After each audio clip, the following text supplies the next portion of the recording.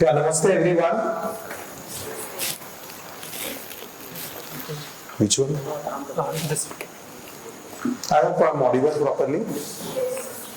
So as is being discussed, we are talking about decolonization. So being a chartered accountant, when I studied, nothing of Indian or Bhartiya thing on economics or finance was taught, and we never knew anything like that exists also. Only in last about 12 years, when we started a course on Indian financial and business models at IIT Mumbai, so we had honor of having Guru Murthy ji as guest speaker, and he came for a few years. And that time we understood that yes, there is something like Indian model. And now of late I have been teaching this course to our MBA students, and this is one of the popular courses, one of the popular elective courses. So I'll try to speak for about 20 minutes. So as you know, most of the economic theory or finance theory is all Western theories. And today the world has several problems, whether it is with communism or with capitalism. So world is looking at the possibility of the alternative. So there is a discussion about, is there a third way? So before talking about third way, whether there exists any model, because normally it is not identified or studied. So if we have a look at world economic history, this is what, as you can see here, a table. This is an outcome of publication by Angus Madison and a study instituted by OECD, that is Organization of Economically Developed Countries. So they came out with 2000 years data of GDP. And here you can very clearly see that Bharat was the global leader for 1700 years. As in 00 we had nearly a share of 33%.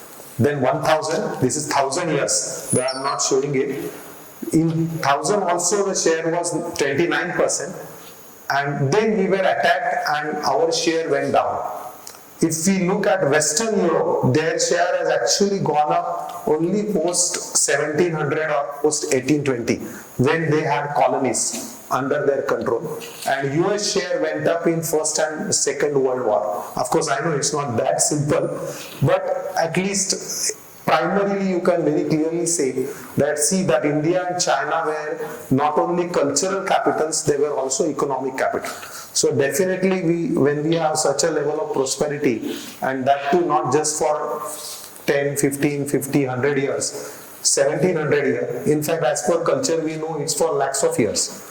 But based on what is the documentation of this report, also it is 1700 years. There must be some economic or financial theory. So we'll just try to have a very, very brief glimpse of that. So as far as Indian economic thinking is concerned, I have tried to summarize it in 5 points. As you can see here, Western versus Indian. When I say Western, I mean materialistic, because we also could be Western in the mindset, and Indian is more holistic. We are not saying spiritual. It is a holistic approach. So everyone definitely wants happiness, whether it is a materialistic person or a spiritualistic person, but materialistic viewpoint is to increase comforts and looking for happiness from that, whereas holistic viewpoint is towards bliss. So definitely we want comfort, because if we are uncomfortable, we can't be happy. But comforts alone cannot give us happiness or bliss. In fact, we go beyond happiness. Then individualistic versus collective. Many of you would have seen that Ubuntu or heard story of Ubuntu, where children go together and they together earn an award, and then all of them are happy. So that is against a Western view. Western view is individualistic. I want something, not only I want, my happiness lies in showing others that you don't have and I have. Neighbors envy, owners pride. Yes, to be quoted. So I have is not important. I have and you don't have. I'll show you that you don't have, and I know it's not sadist happiness, but that's how normally world is operating. Whereas Indian viewpoint is we'll share. In that case, since I have said collective. Again, when I say Indian, it's actually true for all native cultures. And the last point, competition versus cooperation. Here again, if you remember, if you have seen this movie Three Idiots, initially there is a scene, there is one professor. Who was that professor? Anyone remembers? Virus. Viru Sahasrabuddhe as Virus, as popularly known as. So what is Virus telling? थोड़ा थोड़ा अगर याद आ रहा है, now many years have gone. He throws one egg and he says that if you want to survive, not only succeed, if you even have to survive, you have to kill others, crush others. That's a crude Western view, or survival of the fittest. थोड़ा finer words में. But actually survival of the fittest also means that you crush or kill others, then only you can survive. That's a pure competition viewpoint. Whereas Indian viewpoint is cooperation. We have to go along with the society. We have to ensure that others in the society also prosper. Of course, I want to prosper, but if I want to continuously prosper and also live in the society, I have to ensure that others prosper. Because if I don't allow others to prosper, they will attack and they will not allow me to survive. Whatever could be the reason, but we want a collective kind of happiness as well as prosperity. I know, though we are putting here competition versus, it's not necessarily versus, because today's modern management literature also brings in these elements of team spirit, cooperation, etc. But essentially it is more Indian thinking that we should have cooperation. Here in this table it is little more elaborated. I will not tell all the points, but a few points you can see here, that under Western worldview, man is a mere material being. Deliberately I have used the man because that's what their worldview is. Whereas in Indian case it's a human being, but it's not just material being, it is physical, mental, intellectual and spiritual being. Because it's a more of a holistic side. Then society is viewed just as a club of individuals. So relationship as a contractual. But if we know our Shastras, we say that individual is like a limb. The whole society is a Samaj Purush. And all of us are elements of it. दूसरे को दुखी करके हम लोग happy नहीं हो सकते, because हम अवयव है, हम लिम्स है पूरे समाज पुरुष के. That is a Indian view point. So in western view point there is a constant conflict, because every individual wants to take more from the society. Obviously other people don't want to give, so there is a conflict. Then you need some legal solution for it. There will be crime and so on. So conflict between individual, society and also with the nature, because man wants to extract more from the nature under the Western worldview. In Indian worldview there is a harmony. Or next point also you can see, in Western worldview it's an exploitation of nature. So if I get some piece of land, I will cut all vegetation, take wood or mineral, whatever is there, as fast as possible. Because you understand that for increasing ROI, you have to extract it faster. But Indian viewpoint is milking the nature. Obviously we have to take from nature, but only take as much as you don't destroy the resource. So you have to take only what you really need and allow nature also to survive. So this is more of an Indian worldview. In terms of our Shastras, we know that we have 4 Purusharthas or 4 objectives of life. It is Dharma, Artha, Kama and Moksha. Western worldview is centered around Kama and Moksha. So Kama, Artha and Kama.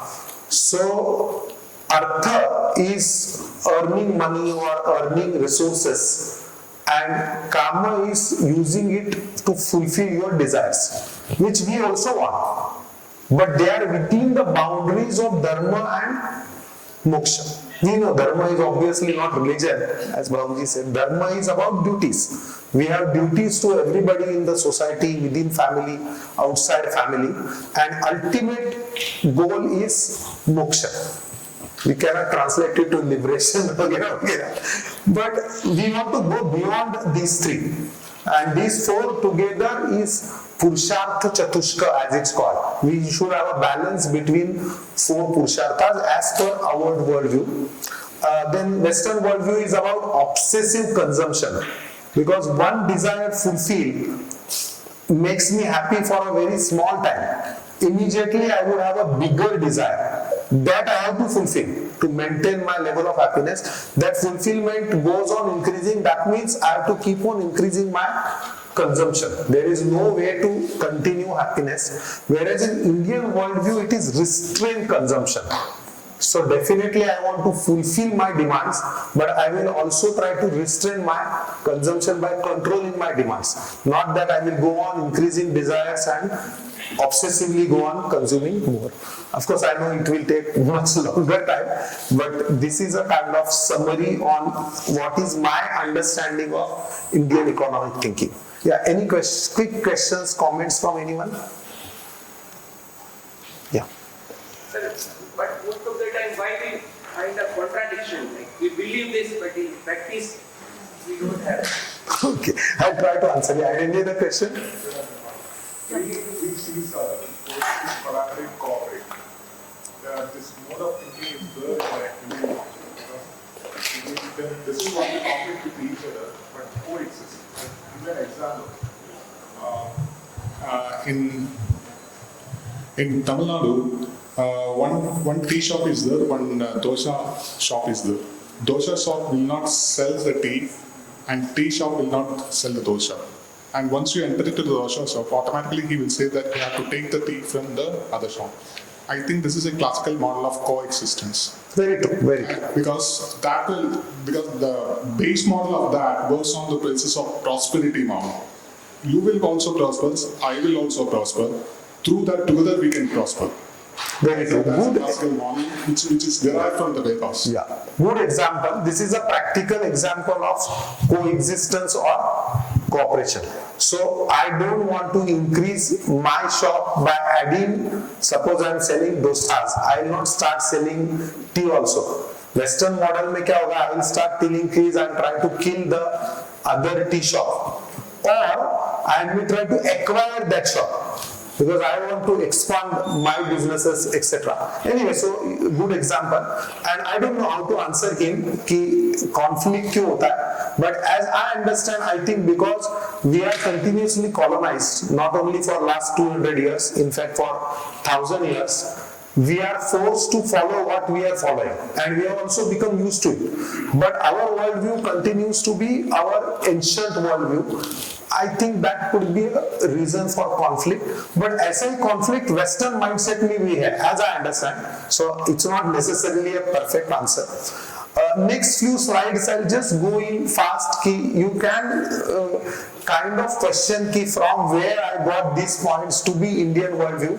So I am trying to show 2-3 examples. For example, from Vedas, from Rigveda, there is the oldest Veda is Rigveda. So you have a Shri Sukta there, which very clearly shows that we do revere Lakshmi. Not that we don't want prosperity. And as you can see here, it says Lakshmi Anapagamini. So I want prosperity, I want Lakshmi, but Anapagamini means one which does not take us down. Apagamini is taking down. So I don't want Lakshmi from wrong means. And second example I've said is Manasa Kamama Kutin. Kama is our desire. So man mein desire aate rahenge. I want to fulfill them. I am not running away from desires, or I am not trying to say कि desires नहीं आने चाहिए. मनसा कामा कुटिंग. Next part बोलता है वाच्य सत्य मशीमयी. That means I have to go on the path of truth. सत्य के पाथ पर रह के ही I want to fulfill my desires. The whole Indian worldview is about balance, not going on extremes of either side. Next example, of course I know har ek pe there can be 1 hour lecture, but I'm just giving example from Vedas. The next one is from Upanishad. This is the Isha Upanishad. First part Ishavasya idam sarvam yatkincha jagatyam jagat, thoda more spiritual hai. Second part says ten tyaktena bhunjita. Bhunjita is भोग लेना. मुझे भोग लेना है लेकिन त्याग करके भोग लेना. सो उसका त्याग करके भोग लो, मा गृध कस्यस्विद धनम, that means don't lust for other people's wealth, so go on a ethical path. हमारे सारे ही ग्रंथों में ऐसा है, but one example, next example is about Bhagavata Purana. So most people again treat Bhagavad Puran as a religious text and perhaps ignore कि उसमें worldly भी चीजें हैं। So again I'm giving one example. It says that your whole income should be divided into 5 parts. First part, that is 20%, is for dharma related needs, so give back to society. Next 2 part is contingency and flourishment of business, so it's like a long term investment. And last 2 parts जो है livelihood and well-being of family, that means of your income you are supposed to spend only 40%. 40% invest for long term and 20% give back to society. So this, if you follow this pattern, they say it's a shubha लाभ। Otherwise आप ज्यादा खर्चा कर रहे हो तो your savings are less, or you are saving but not giving back to society, then again it is not balanced. Then here I have tried to show yajna. So all of you know there is a concept of vyashti and samashti. So vyashti is an individual, samashti is a larger entity than that. So we can say vyashti is an individual versus little larger entity is our family. So जैसे हम छोटे होते हैं तो family gives us योगक्षेम. Otherwise we could not have even grown unless family gives us food, education and so on. So when we grow up we have to give back our karma. So giving back, doing something for the family is not we are actually giving, we are repaying. We have already got yogakshem, we are obliged to give back karma. This can also be extended between family to society, क्योंकि family को बाहर से ही सब मिल रहा है ना, we are getting water, food, everything from outside, so we are getting yogakshema from outside, we give back karma, society gives us back karma phal. So again, Ajinkya he has studied on karma yoga, so his PhD is on karma yoga. But karma yoga भी यही बोलता है कि don't look at कर्म फल, कर्म करना अपनी ड्यूटी है, we have to put full into it. कर्म फल we follow if we do it, and then what we get we have to give back. That is called yajna. Yajna is not that fire. Yajna means giving back to society. Society in a sense, smaller entity should give back to bigger entity. If you are smaller entity society, bigger entity can be nature, because we take from nature, we have to give back to nature. It goes right up to परमेष्टि. So इसको ही धर्म चक्र बोला गया है, गीता में वगैरह उल्लेख है कि ये चक्र सतत चलते रहना चाहिए, because if we become selfish and we take, we can just take for a small time. Ultimately bigger entity will not give you unless you give back. So I think our economic system depends on this cycle of sustenance that has to be continued. बाकी Jain philosophy, संत कबीर, संत तुकाराम या थिरुवेल्लर, जो book of payroll is written in Tamil, more or less they have also said the similar principles. Maharashtra में इसलिए संत तुकाराम जी का शायद आपको पता होगा कि जोडोनिया धन उत्तम व्यवहारे उदास विचारे वेच करी. जस्ट आधे श्लोक में ही इट आई थिंक समराइजेस भारतीय इकोनॉमिक थिंकिंग. जोडोनिया धन बोल रहे, ये नहीं बोल रहे don't earn money, but when you earn उत्तम विचार, follow proper path, and when you spend, vetch करना means spend करना, उदास विचारे spend करी. So when you spend, don't spend too much, spend as much as you need, because you have to give back to society also. I think professor Devdani और detail में cover करेंगे. जैसा मैंने यहाँ लिखा है कि our scriptures are all for borrowing, lending, business activities, unlike most other western religions which don't encourage interest paying and such activities, and they also emphasize on daan and ethics. इसमें मैंने अभी थोड़ा सा मेंशन किया है अबाउट इकोनॉमिक थिंकर्स.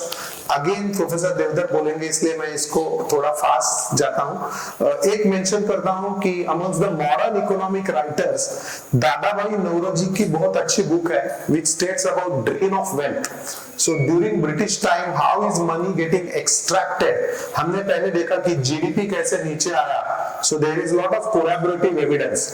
एक Paul Byrock करके, again a Western person who studied industrialization, and this is from Dadabhai Nauroji, when he has studied how is money going out, and you can see the lower part. He says not only money going out, even Indian talent is going out. Today there is a brain drain, but even in those times there was a drain of brain, and there was a drain of moral values. That is also mentioned by him. Then Swami Vivekananda also put forth a paper in American Social Science Association titled as Use of Silver in India. That is also based on Indian economic thinking. And Lokmanya Tilak ji emphasized more on Swadeshi and more a man of action. So he created Paisa Fund in those days, where you collect 1 paisa and that money was given for industrialization. So industrialization of Pune-Mumbai belt is actually started with that process. Gandhiji, you know, again emphasized on morals, simple living, Swadeshi and so on. Dr. Ambedkar has very important contribution. His first thesis, which he presented to Columbia University, was on ancient Indian commerce, wherein in detail it is elaborated about commerce, industry, infrastructure in ancient India based on ancient resources. बाकी उनका बहुत सारा economic thinking है. एकदम last one में मैं जाता हूँ, which he presented in 1956, an essay which is titled as Buddha and Marx, where he is very clear in saying that as you can see here, material well-being with Dhamma alone can create sustainability. Because Marxist worldview, what he says is, because in those days Soviet Union was considered to be a highly successful economy. So he said that even if Soviet Union is highly successful, remember it's 1956, later on it collapsed, but in those days it was successful. But he says that even if it is successful, it is not better than fattening of pigs. Because we are human beings. We cannot have happiness unless there is a spiritual development or dhamma or dharma. Only material development, as is hypothesized or brought in by Marxism, is not enough. So this is in Dindayal Upadhyay ji has stated integral humanism, which again says that don't copy Western thought. We need to go develop policies on Indian thought. And current government has to an extent introduced some measures on Antyodaya, etc. So this was a summary. There is also a concept called Buddhist economics put in by E.F. Schumacher that again has similar things. This is, there are more slides, but I'll stop. This will be a last slide. So we just thought on theoretical side, but it's not just in theory. Even today, many of our practices in society and also in business are impacted by this. So we are colonized to maybe 60-70%, but few things have continued. That includes our family system, that includes our high rate of savings. You might be aware that our saving rate is almost 27-28%. Versus developed world where it is very low, and even in other countries it's maybe 10-15%. And yeah, I'll just go very fast. एक थोड़ा सा different feature है कि India is a world leader in remittances because of our family system and because of ये मुझे fast जाने नहीं देता है because of also because Indians abroad send back their money. You can see here, these are the top 5 foreign exchange remittance receiving country, and we are at 124, far ahead of anything else. So this is not chosen 5, these are the top 5 countries, India followed by China. So this is one very important cultural aspect giving a positive effect on our economy. And remember, these are in billions of dollars, so it's a very big foreign exchange inflow for us. And yeah, and ये एक data दिखाता हूँ that our culture essentially is about self-employment, not about jobs. Though our students chase bigger packages. Overall data shows that, this is again the data from ILO, that India has the highest percentage of self-employment, 78%. You can see other comparable countries are much lesser. So though educated people chase jobs, still as a society, large number of people actually engage in businesses, much smaller businesses. Earlier you would have seen that decentralization or overall taking up the whole society are some of the factors theoretically, you also see practically. Okay, so we have done, there are few more things, and these are some of the references. This is one paper which we have written, and this is the course which we teach. This reference is from Professor Devdar, he is also here. Okay, so with this I'll stop. Thank you so much. Namaste.